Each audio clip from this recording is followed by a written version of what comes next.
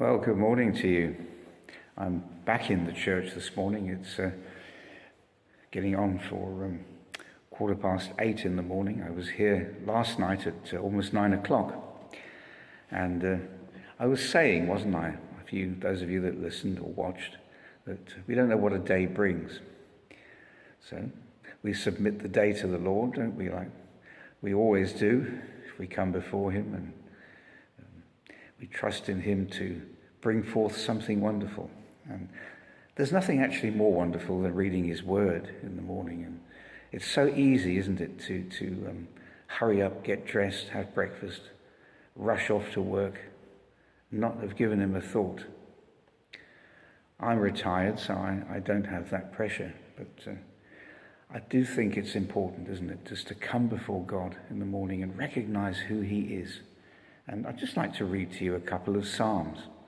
If you haven't opened at the Psalms recently, I find that they're almost like a go-to thing, because you can open up at the Psalms and you can receive a blessing from realizing who God is and how powerful he is.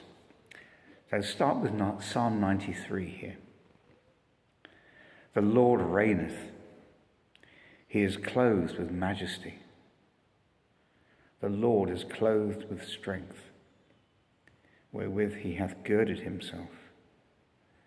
The world also is established, that it cannot be moved. Thy throne is established of old. Thou art from everlasting. The floods have lifted up, O Lord. The floods have lifted up their voice. The floods lift up their waves. The Lord on high is mightier than the noise of many waters, yea, than the mighty waves of the sea. Thy testimonies are very Thy testimonies are very sure. Holiness becometh thine house, O Lord, forever.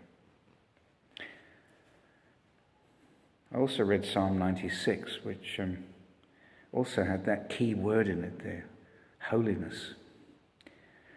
And I began to think this morning of how big one's problems can be, but then at the same time, God's bigger than our problems, bigger than anything we can bring to him that troubles us. And encapsulate it really in Psalm 96. Oh, sing unto the Lord a new song. Sing unto the Lord all the earth. Sing unto the Lord, bless his name.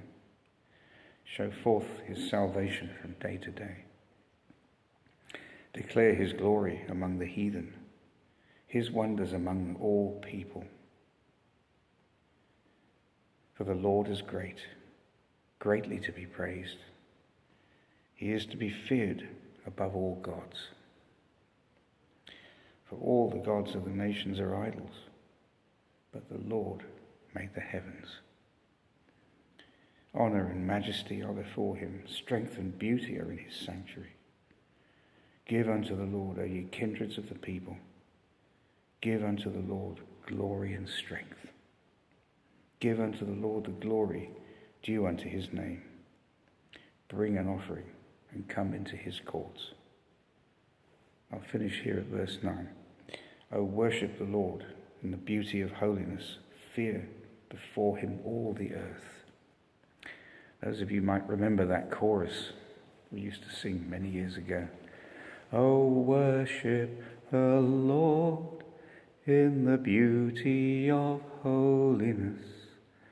Bow down before him, his glory proclaim, with gold of obedience and incense of lowliness.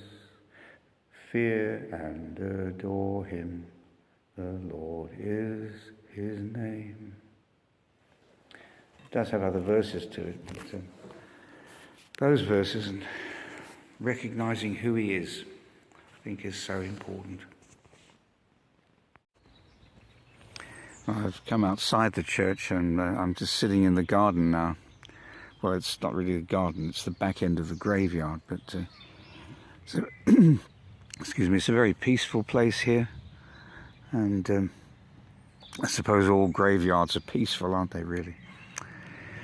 But as I was saying, the importance of God's word, the importance of just laying ourselves before him every day, asking him to take control of our lives.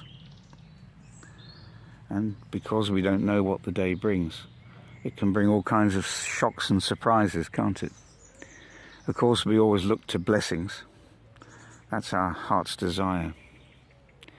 But we also want to be ready for what the enemy could throw at us, especially when we're going through a period of blessing, and we can tend to become a bit complacent and tend to think, well, everything's going fine now, no more problems. And yet the enemy crouches at the door, waiting to pounce upon us with something we hadn't expected.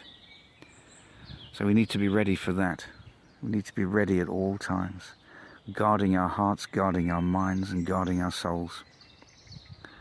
Asking him to surround us behind and before with his love. Changing our nature on a day-by-day basis.